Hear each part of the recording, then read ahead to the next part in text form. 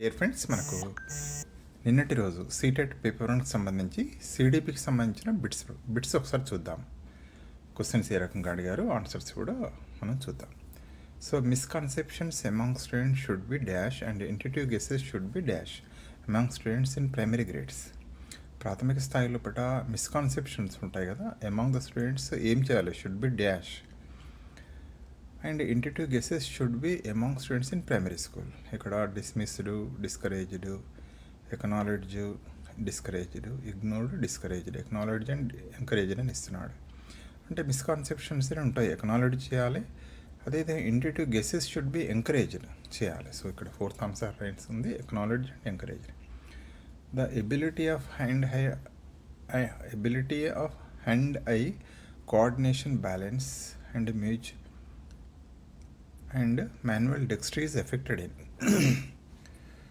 So dysphasia, dyspraxia and dyslexia, dyscalculia అంటున్నాడు. So dyscalculia అంటే మనకు మ్యాథమెటికల్ డిసార్డర్, డిస్లెక్సియా అంటే రీడింగ్ డిసార్డర్ వస్తుంది.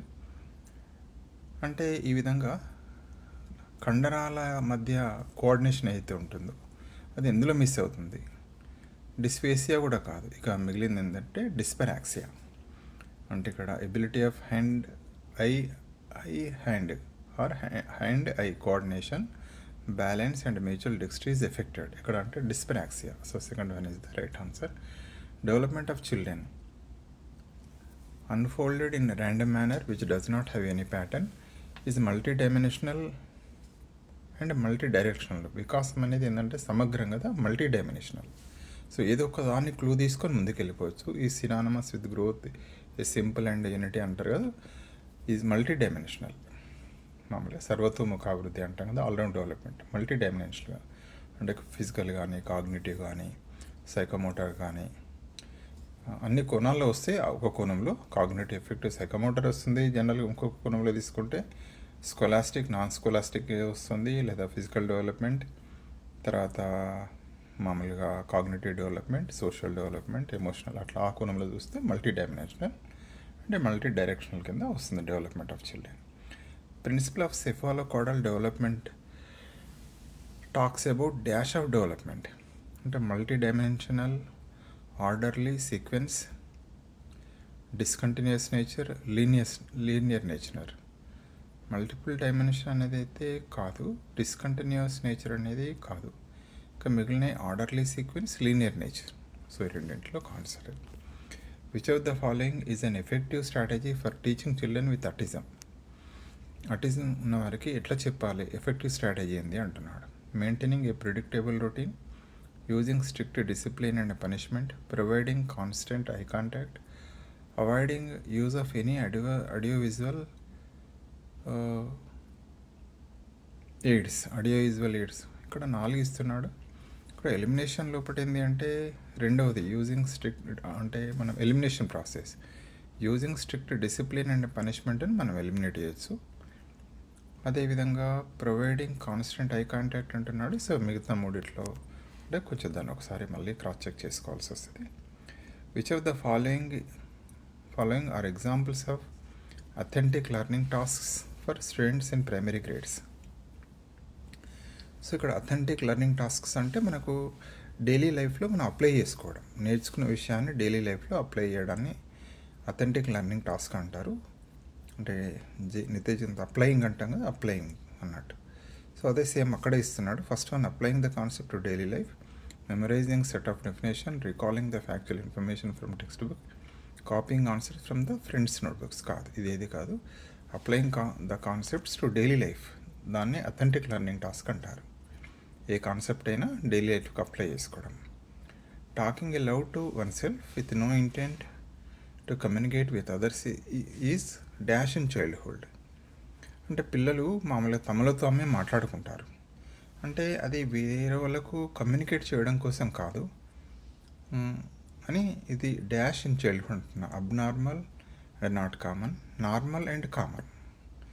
Uncommon but normal, uncommon and abnormal. రెండు answer right. Normal కాదు, సాధారణమే, అది common.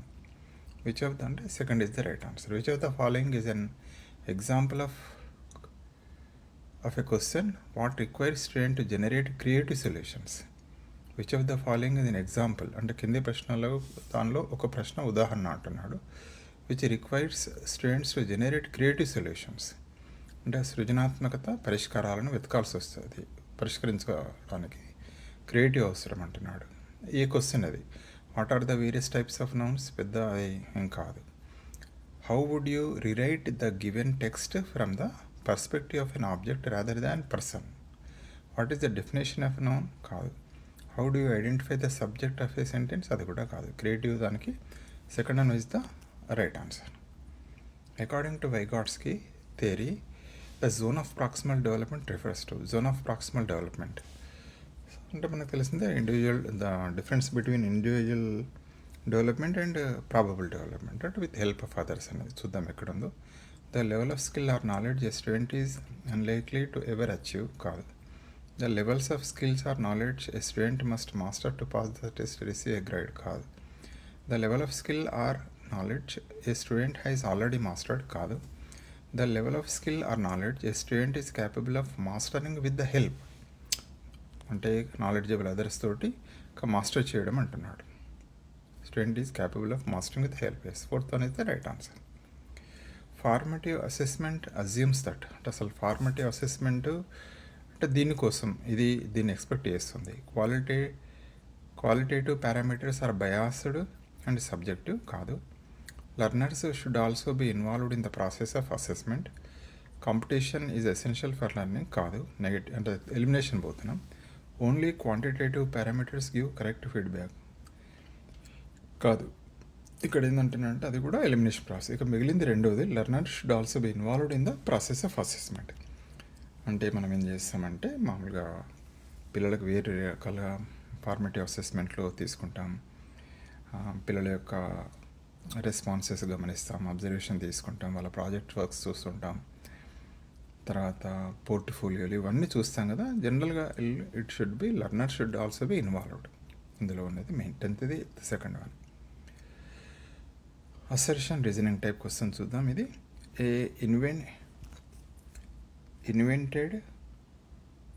Invented spellings, free exploration of writings,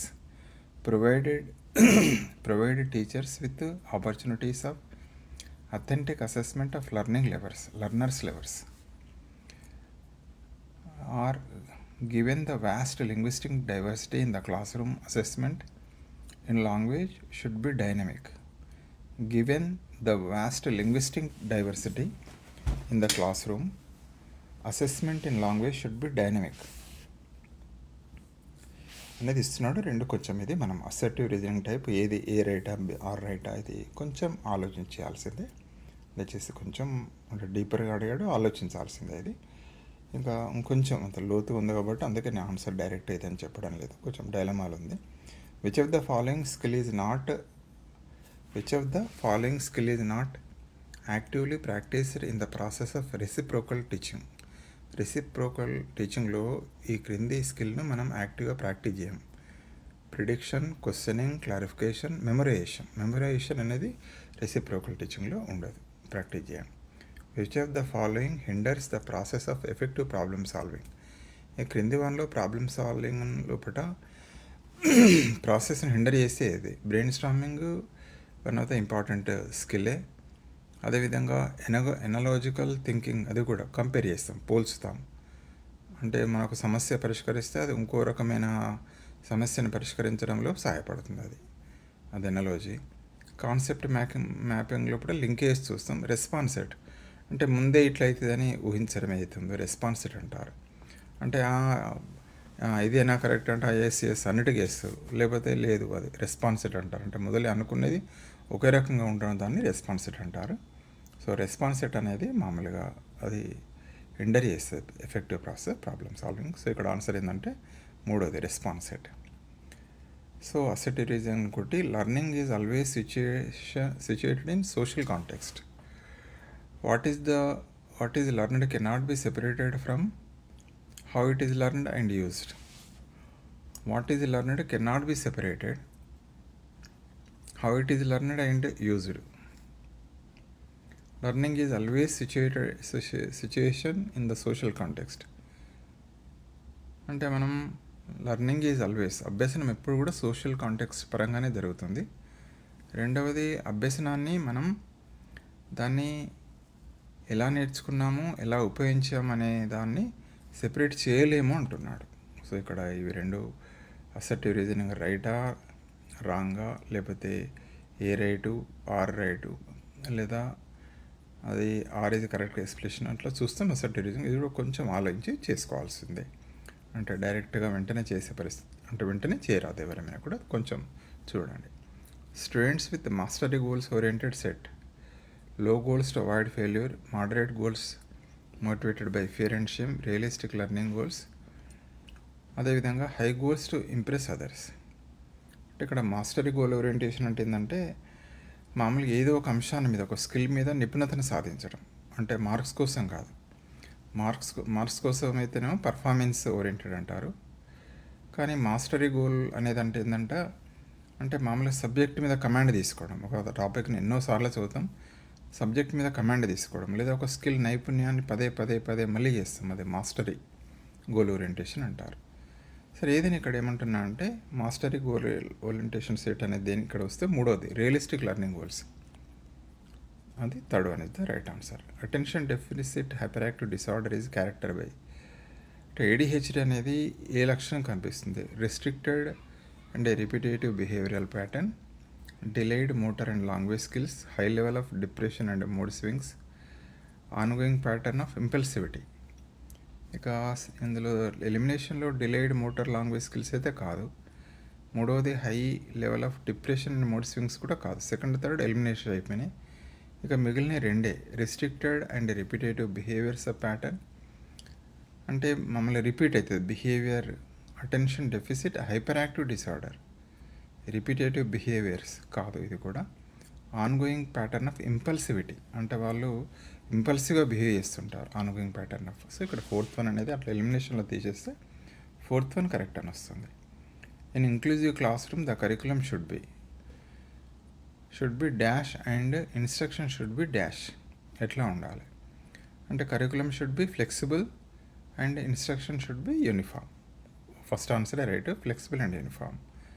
next తీసుకుంటే eighth one, dash refers to the time of development when an individual is most ready to acquire a new skill or ability and it is difficult to compensate for the loss of this latter on this life.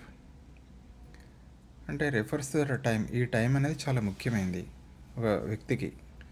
అయితే ready to acquire a new skill, ఒక కొత్త skill నేర్చుకోవడానికి సమయం చాలా important.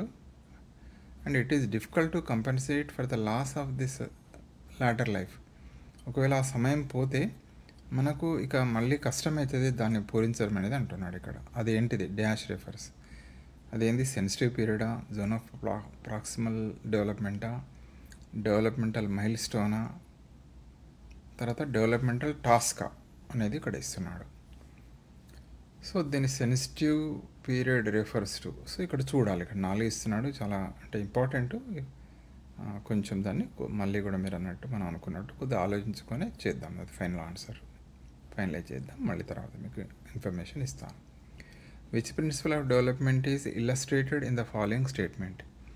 During infancy and early childhood the limbs continue to grow, అంటే అవయవాల పెరుగుదల ఉంటుంది. Infancy childhood continue to grow faster, వేగంగా పెరుగుతాయి. Than the hands and feet, అంటే చేతుల కంటే కాళ్ళ కంటే మిగతా శరీర అవయవాలు చాలా వేగంగా పెరుగుతాయి అంటున్నాడు. అది ప్రిన్సిపల్ ఆఫ్ సెంట్రేషనా, ప్రిన్సిపల్ ఆఫ్ ఇంటిగ్రేషనా, ప్రాక్సిమోడిస్టల్ ప్రిన్సిపలా, సెఫలోకార్డల్ ప్రిన్సిపలా అనేది ఇస్తున్నాడు. సో కొంచెం ఇది కూడా దయచేసి దానిపైన కొంచెం లోతుగానే ఆలోచించాల్సి వస్తుంది. చూద్దాం. Which of the following is an effective way to reduce the influence of gender stereotypes among children prevalent in society? సమాజంలో పూట జెండర్ స్టీరియోటైప్స్ని తగ్గించడానికి ఎట్లా, అంటే ఆడవాళ్ళు ఇదే పని చేయాలి, మగవాళ్ళు అయితే ఈ పనులు చేయాలి, మగవాళ్ళు అయితే ఇట్లా ఉండాలి, ఆడవాళ్ళు అయితే ఇట్లే ఉండాలని ఉంటుంది కదా. ఆ జెండర్ స్టీరియోటైప్స్ని తగ్గించడానికి, సమాజంలో ఉన్న దాన్ని తగ్గించడానికి ఏం స్ట్రాటజీ, ఎట్లా చేయాలంటున్నాడు. Exposing children to diverse gender rules and encourage them to pursuit their interest, assuming that children will naturally inclined towards gender natural activities and interest, encourage children to conform to traditional gender roles, providing children with materials that are gender specific. So ఇందులో కరెక్ట్గా తెలిసిపోతుంది. Expose the children to diverse gender roles and encouraging them to perceive their interest. అంటే క్రికెటే ఉంది, మగవాళ్ళే ఆడాలి అనేది ఏం లేదు కదా, మగవాళ్ళైనా ఆడవాళ్ళైనా ఎక్స్పోజ్ చూస్తాం. ఇప్పుడు వరల్డ్ కప్ ఉంది, విమెన్ వరల్డ్ కప్ అయింది, మెన్ వరల్డ్ కప్, ఎవరు ఏ ఆట అయినా ఆడచ్చు. సో అట్లా వాళ్ళకి ఇంట్రెస్ట్ ఉన్న దానిపైన మనం వాళ్ళు సెలెక్ట్ చేసుకోవచ్చు అని చెప్తున్నాడు. Exposing children to diverse gender roles and encourage them. So ఆర్మీలకు ఎవరు వెళ్తున్నారు? సో మొన్న చూపెట్టారు మనకు, ఇది పాకిస్తాన్ ఇండియా వార్ అయినప్పుడు. సో అక్కడ లేడీస్ ఎవరైతే ఉన్నారో వారు హయ్యర్ అథారిటీస్లో వాళ్ళే బ్రీఫింగ్ చేయడంలో కూడా మనకు కనబడుతుంది. అట్లా ఎన్లైనా కూడా, డ్రైవింగ్లో కూడా, ఎవరైనా కూడా. సో అట్లా అది which of the following are important to ensure meaningful learning. అర్థవంతమైన అభ్యసనానికి ఏది తోడ్పడుతుంది? Which of the following important క్రింది వాటిలో? ప్రొవిజనింగ్ ఎమోషనల్ సపోర్ట్ ఇవ్వడం, in atmosphere of competition and rivalry, పోటీ రైవలరీ ఉండడం, opportunities for doing and experiment, అంటే చేయడానికి తర్వాత ప్రయోగాలు చేయడానికి అవకాశాలను కల్పించడం, స్టాండర్డైజ్డ్ కరికులం. ఏది సహాయపడుతుంది మీనింగ్ఫుల్ లెర్నింగ్? ఇక్కడ ఎమోషనల్ సపోర్ట్ అవసరమే, అదేవిధంగా అట్మాస్ఫియర్ ఆఫ్ కాంపిటీషన్ రైవలరీ కాదు, రెండు తీసేయాలి, ఎలిమినేషన్. స్టాండర్డైజ్ కరికులం కూడా ఏం కాదు అక్కడ మీనింగ్ఫుల్ లెర్నింగ్కు. ఇంకా మిగిలిన రెండు ఏంటంటే ప్రొవిజన్ ఆఫ్ ఎమోషనల్ సపోర్ట్ ఒకటి, మూడవది opportunities for doing and experimenting. So third and one, first third, ఇది రెండు కరెక్ట్. అంటే ఏదంటే second one is the right answer. So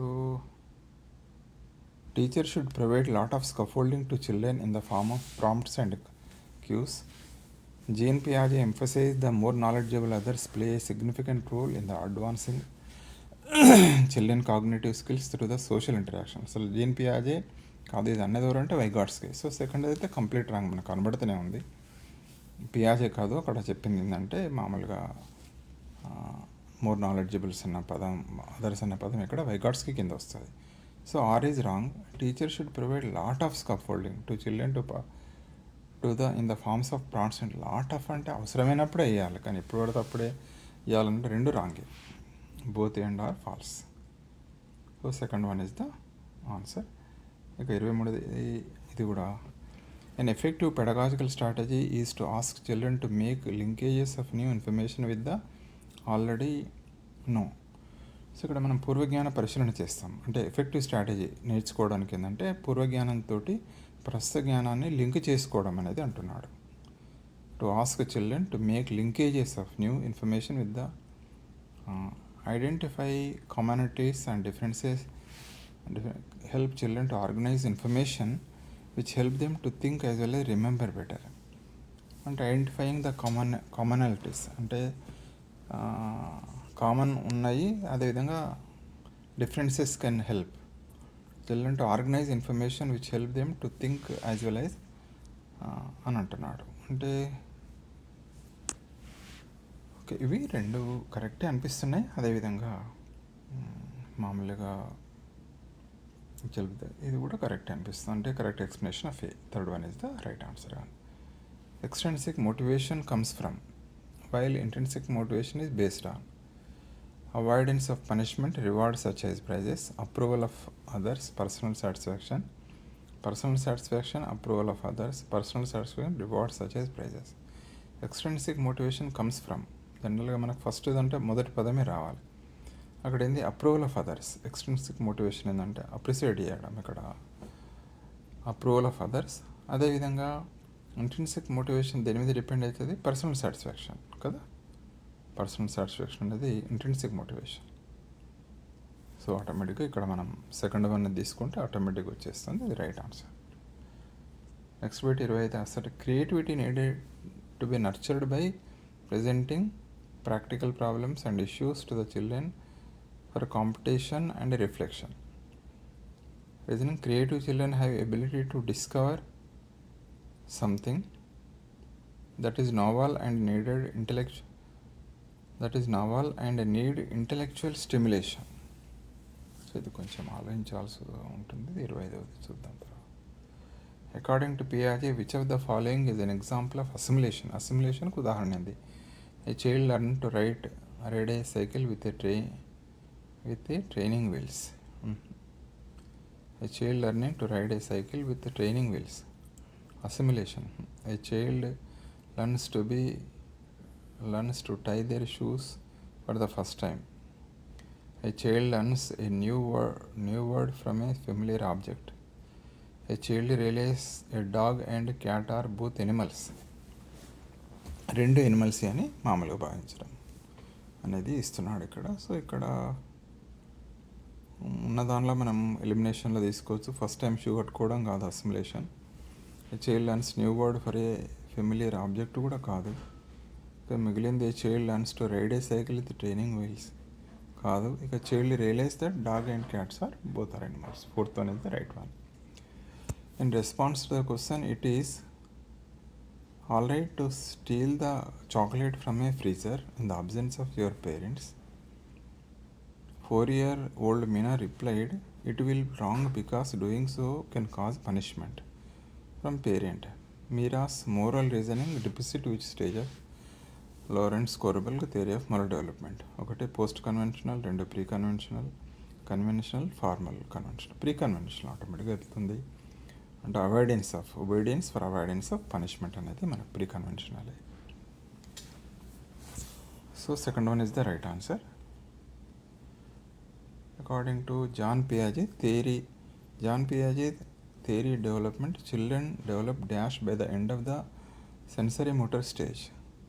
as per John Piaget theory of development, children develop dash by the end of the sensory motor stage వరకు, జ్ఞానేంద్రియ చలన దశ పూర్తి వరకు ఇది వస్తుంది వారిలో అంటున్నాడు. ఒకటి ఆబ్జెక్ట్ పర్మనెన్స్, రెండు సింబాలిక్ థింకింగ్, మూడు conversation, hypothetical logical thinking.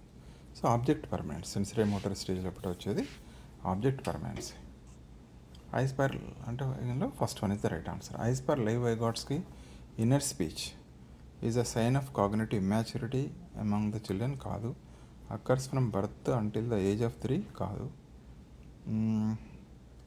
helps in reasoning and organizing thoughts.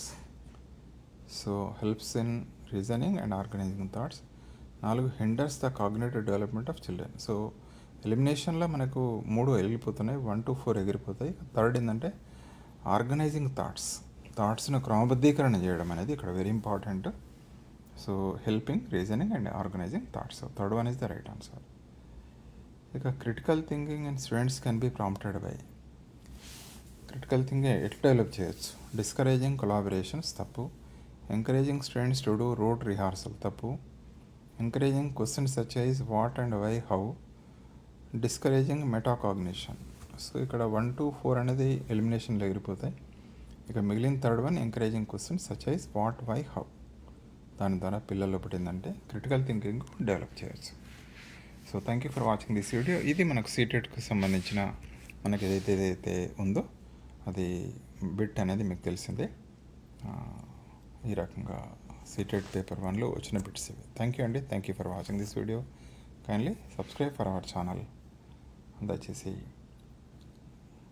So practice అనేది మనకు very very important, bits practice. Thank you అండి. Thank you very much.